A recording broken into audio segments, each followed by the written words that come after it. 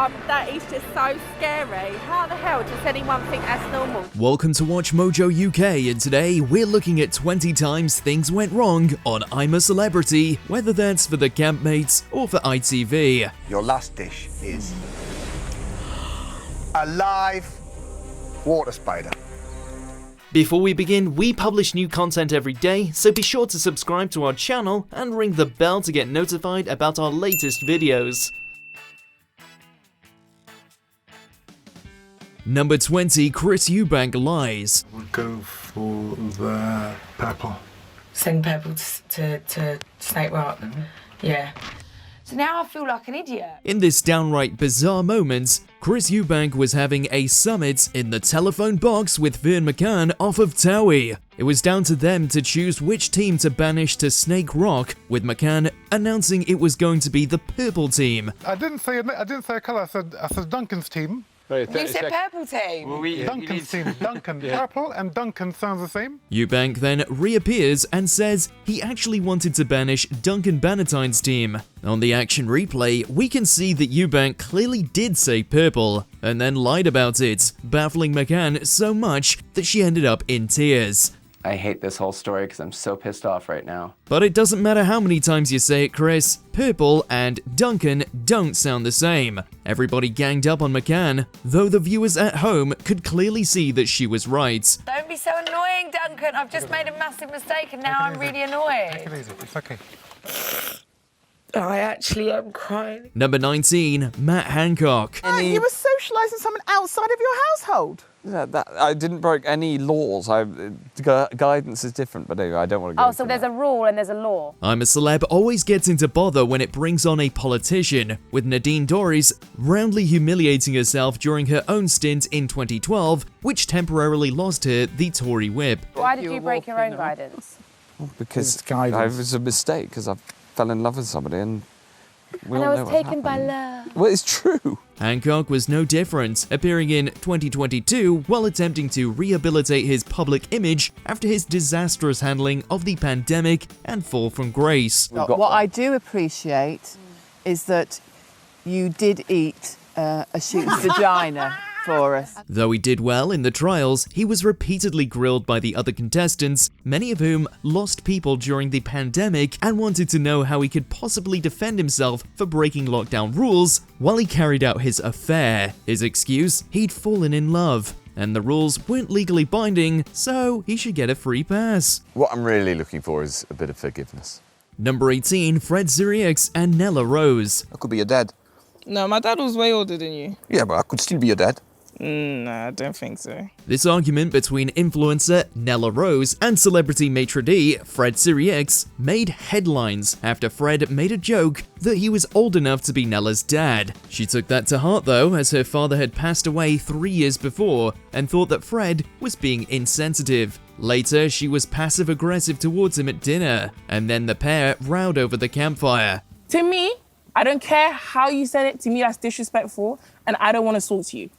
I don't want to talk to you. I don't want to be around you. Fred sincerely apologized the following day. Despite the chaos in the tabloids, things seem to have been resolved, leading to accusations of producer intervention. Rose was still ultimately voted out first though, and later admitted that the isolation of the camp made her more sensitive to other people's comments. First of all, I am sorry I've offended you. Okay. I am unaware that you felt offended. I am unaware that what I said, would lead to this conversation. Number 17, Lady C. Lady C, be quiet. Lady C. Lady C, shut up. You shut up. I will talk if I No, won't. be quiet. You are a rude, horrible woman at the moment, and you've got a very, very nasty energy about you. The Jamaican socialite was born to court controversy, appearing on I'm a Celeb in 2015. Despite not being particularly famous at the time, she made waves because of her outrageous comments and highly abrasive personality, which was presumably ratings dynamite for ITV, but gave most people a migraine.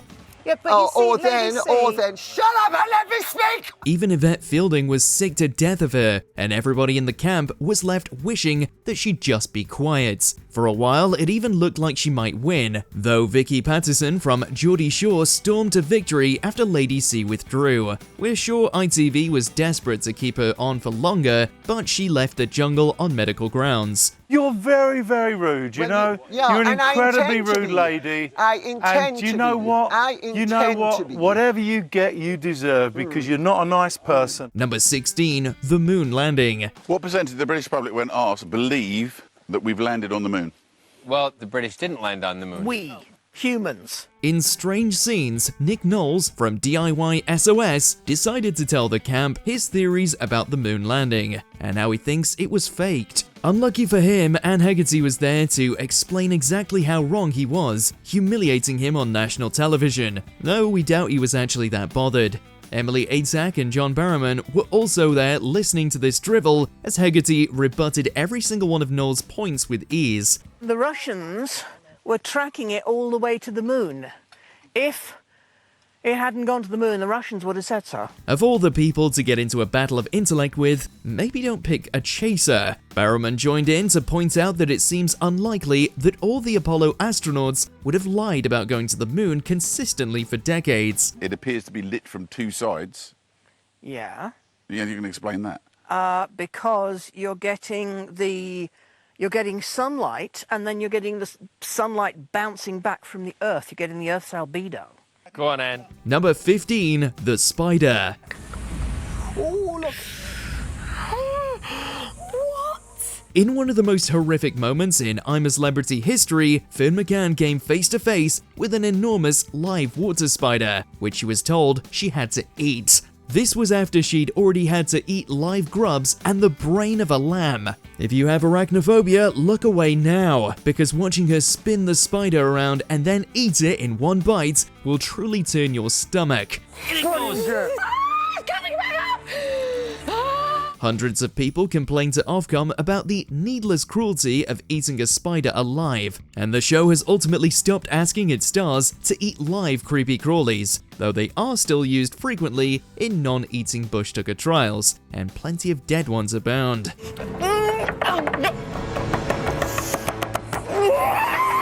Number 14, Spencer Matthews. We were all so disappointed when you went because you looked like you were going to be such a terrific contestant. You know, the early trials you did, you were so I thought cool. You'd win it when you came in. Oh, thank you. Well, there was no one more disappointed than me. I mean, despite being the sort of contestant we could easily see crowned King of the Jungle, Spencer Matthews departed the show very early on. For a while, there was a mystery. Then it came out that the Made in Chelsea star had been taking performance-enhancing pills before and during his time down under. I don't quite understand why you were made to leave. It's something to do with steroids, but steroids, as I understand it, are not illegal in this country. After producers found out, Matthews was asked to leave when medical advice determined that it wouldn't be safe for him to wean himself off them during filming. We're sure this was a blow to ITV's plans for the series, but credit to Matthews, he's since talked about the incident in the media and raised awareness of people suffering far more than him from the same problem. being a non-athlete, I thought that, you know, taking recreational steroids, especially as they were,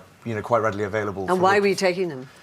Vanity, I suppose. Number 13, Martin Roberts. I've got two straws here. One's a long one and a short one. If you do it that way. Martin. Yeah, exactly. Just, we'll get you something to drink through them. Don't worry about it. While the camp was debating whether Sam or Wayne were going to do the next trial, celebrity estate agent Martin Roberts brought out two straws so that they could draw and see who was the lucky or unlucky winner. Everybody's got a suggestion. Right. Everybody's got one. Right. But what they don't do is go, let's do this, let's do this, let's do this. This put him on the wrong side of Larry Lamb, who was waiting patiently for Sam and Wayne to decide among themselves. When they remained at an impasse, they decided the straws were a good idea. He just jumped in too soon. The thing that pisses me off is somebody saying, I'll do that, I'll do that, I'll do that.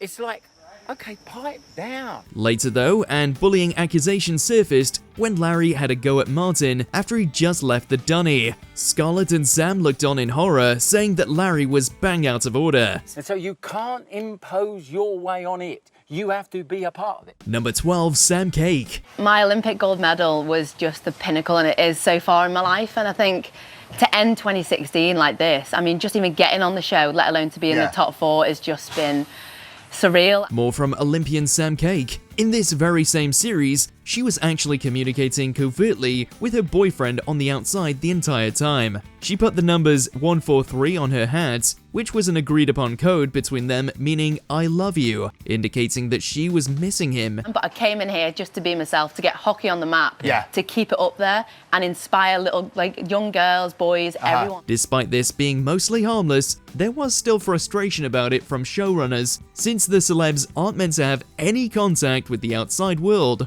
It didn't matter that there was no way for her boyfriend to really reply other than through the phone calls if the celebs are lucky enough to get one. Some of the tabloids were still livid. Being in the jungle, I've learnt lessons about myself that I would never have learned anywhere else. It's just been crazy, but I've loved every minute. Number 11, Katie Price dumps Alex Reid. Now, you knew that your partner Alex was flying out today, and we've all seen the stories in the papers. So can you understand why people might think you'd planned this in advance? After an on and off relationship and a short-lived marriage, Katie Price and MMA fighter Alex Reid divorced for good in 2012. But they were still a couple, just about, during her second stint on I'm a Celebrity, which lasted for only 9 days until she decided to quit. She walked off and, during her exit interview with Anton Deck the following day, addressed the speculation that she'd left because she knew Reid was waiting for her and planning to propose. That's another thing, I've done a lot of reflecting. I think it's best that I'm on my own. I just don't want to be in a relationship. She revealed that she did know that, but then announced that she was finishing with him and wouldn't be accepting a proposal. And that was after he flew all the way out to Australia to meet her. I hope we can remain friends as of I came out. Okay. So no more. So you and Alex are split now? I'm not with him, no. Number 10, Strawberrygate. Often the trial prizes are delicious foodstuffs the celebrities have all been dreaming of in their weeks in the jungle. That was exactly the case when boxer Amir Khan and comedian Ian Lee won a huge helping of tasty strawberries and cream after doing well in a trial. I want to eat them now. However, rather than share the strawberries with the rest of the camp like they're supposed to, they ate all the strawberries on their way back and then lied, saying they lost. Guys, who gave the wrong answer? Ian couldn't take the guilt and later confessed, with him and Amir playing the blame game over whose idea it was. Outside the jungle, both had their reputations tarnished for putting on such a bad show. We messed up. So you ate the strawberries and cream? Yeah. Number 9, no treat for G. Another case of badly behaved celebrities. During the 2020 series, one of the contestants was Giovanna Fletcher, wife of Tom Fletcher from McFly. G and Tom have 3 young sons together, and it was this detail that made it so hard to watch when she wasn't nominated by the other celebs to receive some messages from home. She realised that there was an opportunity to not be given a message from loved ones. She broke down in tears when she missed out on the chance to be nominated, along with AJ Pritchard and Jordan North.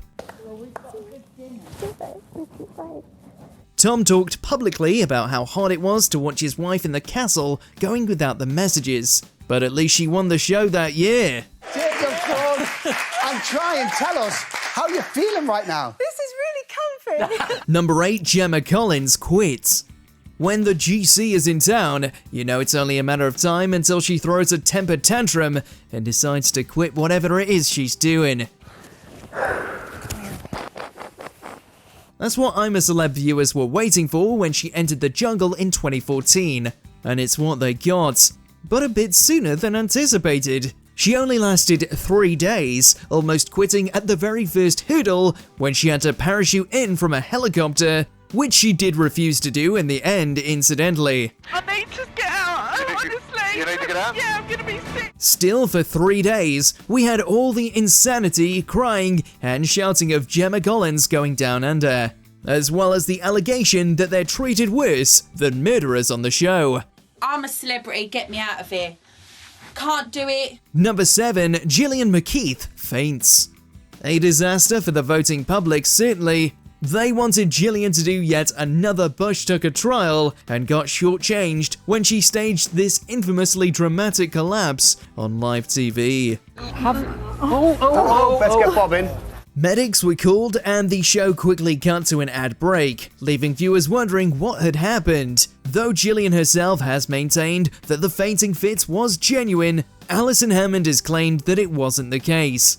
She was in the jungle that year too, and says Gillian confided in her that the faint was a fraud. But what do you expect from a woman who built a career on lying about being a medical doctor? Gillian? I think it's best if we go to a break right now and give Gillian the attention she needs. We'll find out if she can do it after the break. See you in a few minutes. Number 6, Jack Maynard gets kicked off. Once I actually fell asleep, I didn't keep waking up in the middle of the night or anything. It's not too often that contestants are kicked off by the producers, rather than them getting eliminated or simply deciding the jungle is too much for them. That's what makes the fallout from Jack Maynard's addition to the show so dramatic. It all came about because somebody dug up Maynard's history of using extremely offensive language online.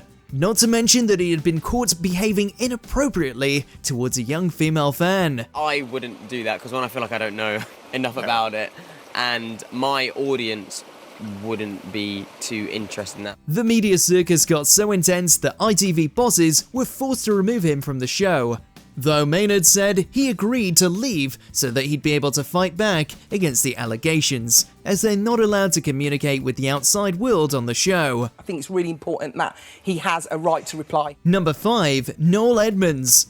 A late entrance in 2018, a lot of fanfare was sounded over Noel Edmonds' arrival, which makes sense considering the exorbitant amount of money ITV paid to get him on board. When he entered the show, he was named the Emperor. How are you feeling about being Emperor?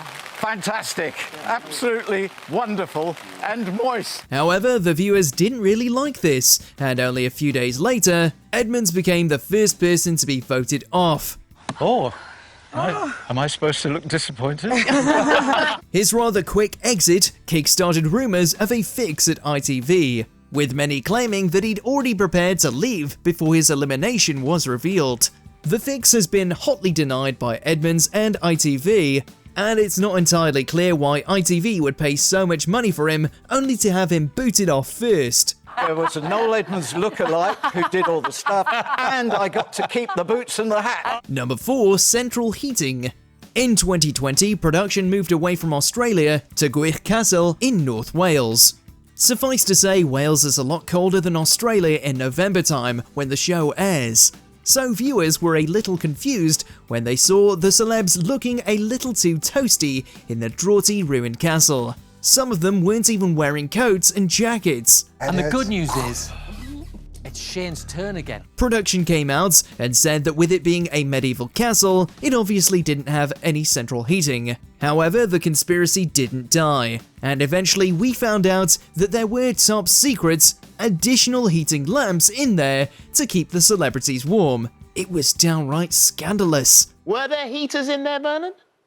There was one heater in my living quarters. Number 3, Sausage Revolt. He headed up the team as they rushed security, stormed the bridges and started a full-scale confrontation. Nowadays, the celebs heading into the jungle, or alternatively into the castle, know that they're probably not going to be having 3 square meals a day. They're usually doing pretty grueling challenges for food, which frequently leaves them with very little to eat of substance, making subsequent challenges even harder. But this was back in Series 2, and it seems they weren't prepared. Upon receiving only 1 sausage each for dinner, which honestly isn't too bad compared to some meals we've seen, celebrity chef Anthony Worrell-Thompson led a sausage rebellion, where the celebs threatened to walk off and go on strike if they weren't given a proper scran. If we want to get out, I'm a celebrity, get me out of here, and we're all going to do that. Number 2, The Rat. Speaking of dodgy meals, the celebs were so hungry in the 2009 series that another celebrity chef, this time Gino D'Acampo, took it upon himself to rustle up some grub. Would you roast rabbit? I fillet it, then put into the risotto. That grub turned out to be an actual rat that was caught and killed by Stuart Manning when it came into the camp, and was promptly cooked up by Gino so that they could get a bit of protein in them. And you start to fry everything together, so the flavor of the rat gets into the beans. Absolutely fantastico. This turned out to be a dire situation, causing a massive rift between the I'm a Celeb production crew and the Australian RSPCA. ITV actually got fined by the Aussies over the fiasco, and was forced to apologize for not intervening when Gino suggested killing the animal. I'm so proud that none of them, you know, said anything. They just ate it, they loved it, and it's a fantastic experience. Number 1. Storm Arwen.